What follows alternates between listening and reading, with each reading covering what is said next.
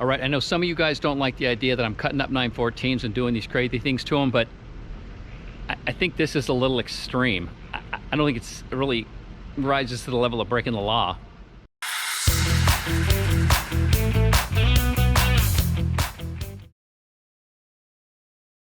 All right, time to wire in this new throttle position sensor, which replaces the entire Corvette pedal assembly thing bolted to the front of that foot box. And here you can see how it works. There's this D-shaped shaft on the end of the Tilton component, and there's an opening in this item that fits right over it. Everything's so small these days. Anyway, and then that bolts on there, and there it is. That is the entire assembly for the throttle position sensor. So, time to wire this on. And the only thing I'm going to cover in detail is this is when you get into, kind of like the motorsport level stuff like this, the wire gauge, this is all the super duper cool wire, and the wire gauge is teeny. So that requires a couple things. One, I moved from the Deutsch DT series connector to what's called the DTM or Mini. Now forget the little clip holder thingy that I got, but these are a teeny bit smaller. They handle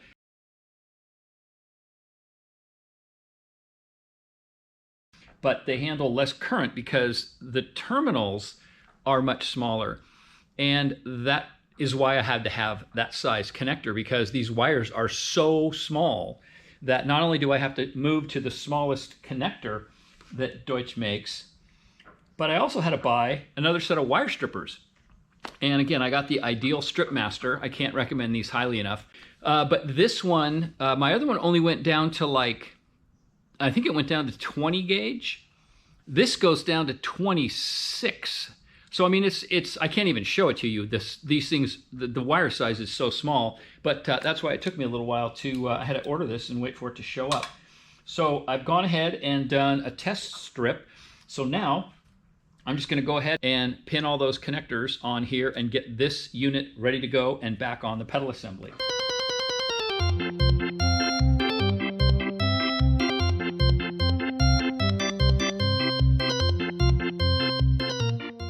Okay, there they are all pinned. And if you look real closely, if you can even see that, there are 6 wires coming out of this lead, and there's only 4 connectors, 4 terminals. And the reason for that is the way that this drive-by-wire stuff works is there's actually two sensors in here. One of them is reading when things move in a clockwise direction, and one of them is reading when it moves in a counterclockwise direction. And the ECU compares those 2 signals to make sure that what's happening at the pedal in this case, same thing happens at the throttle body.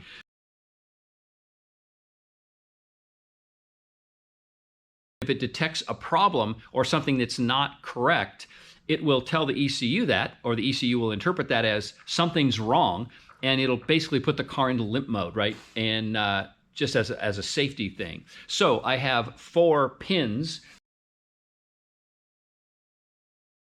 So now I just got to pin this and put it on the bracket, and I will have a ready to go pedal assembly with the throttle position sensor.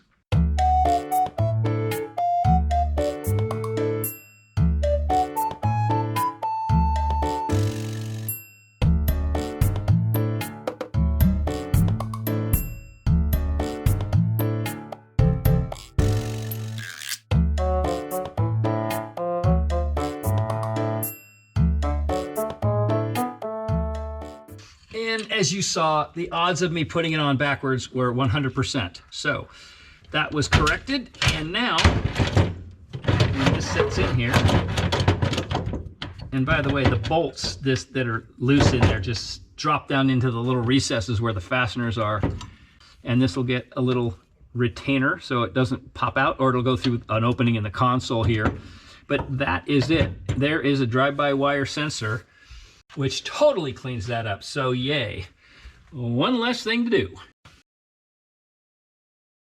Okay, let's take a look at this with a little bit of tidying up, and I'll explain current state. So yeah, it's still messy, but a little bit of progress. So you're seeing a couple runs of wires, like here And then back here, I've got a little loop going this way. And let me tell you what's going on here. This was the, what does this say? It says fog lights. And this one says, what does this one say? Seat heat left, and that one must be seat heat right. So what's going on here? Well, what's going on is I am going to do a little bit of modernizing of this setup, and I'm getting an 8-position CAN keypad.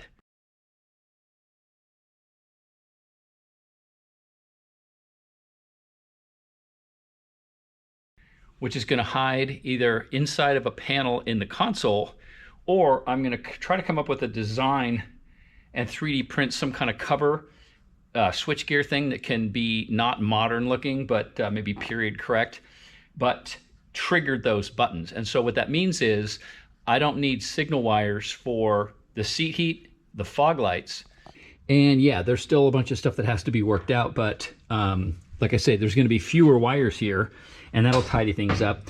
And then it's still a work in progress, but I did redo the brake line and the clutch line and mounted these pressure sensors. This is not the harness I'm going to use. I'm going to do something like this, which is where I soldered wire leads onto this and potted it with potting compound. So this is a completely sealed little sub harness for a pressure sensor. I'll probably do the same thing here.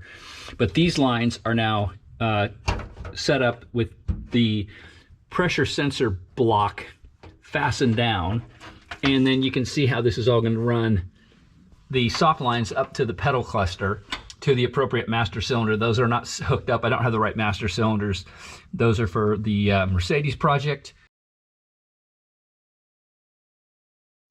And that's a whole other story, but that is going to be nice and tidy. And then, just because I don't like how this is turning out, I'm going to redo the fuel lines with bulkhead connectors there and back in there. And that'll tidy this all up, and I can control better where those lines run. So that shouldn't take too long to do, but we're getting there. Well, before I can get on with much more of the wiring on the inside of the car, I'm waiting for a couple more items that I need from Haltech. So I got an order placed, and I'm just waiting for that to show up. But one of the things that I can keep going on is something I'm going to need for the cruise control to work, and that's a speed sensor. It's not okay to just have a GPS speedo in the car or something like that.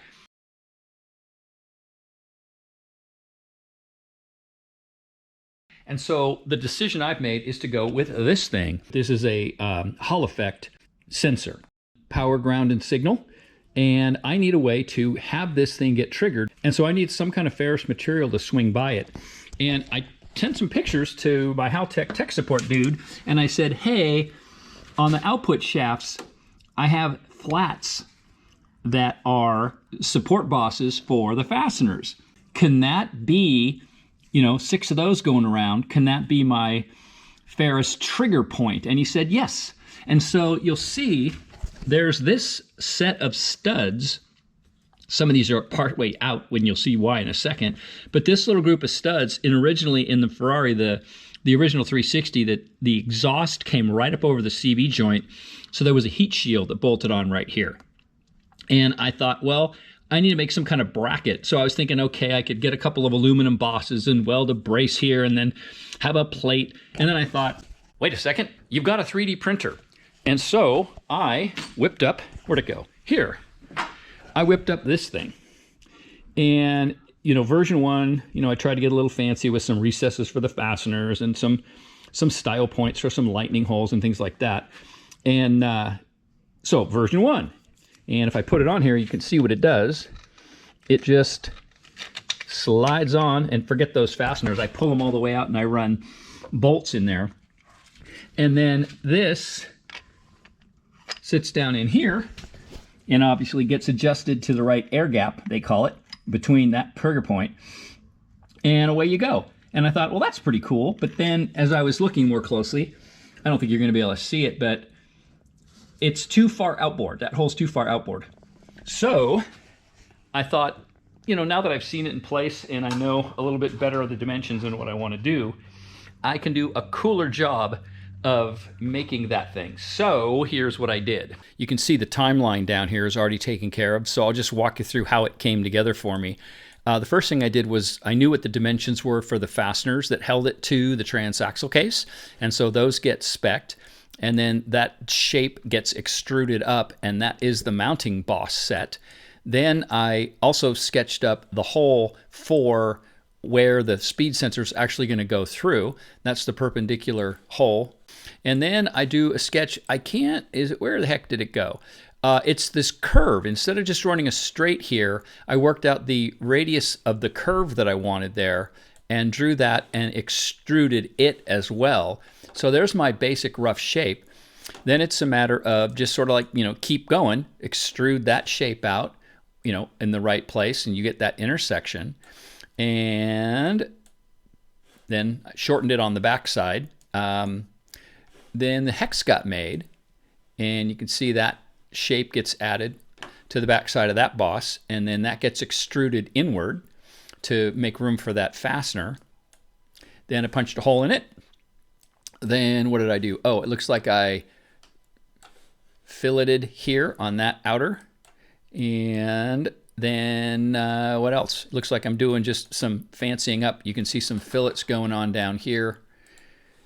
And, oh yeah, those are those fillets in those to tie that in, make it a little bit stronger. Then that fillet that really made a big difference. These holes needed the recesses, so those get punched. And yeah, more, just chipping away at this. Oh yeah, then I knocked this little clearance channel out just because I thought that'd look cool. Then add some fillets to the bottom of that to make it pretty. Radius the corners of everything. And pretty much that ends up being the whole piece right there. And now if I turn off all the sketches, you just get left with this body. And that goes to the printer. And here it is printing.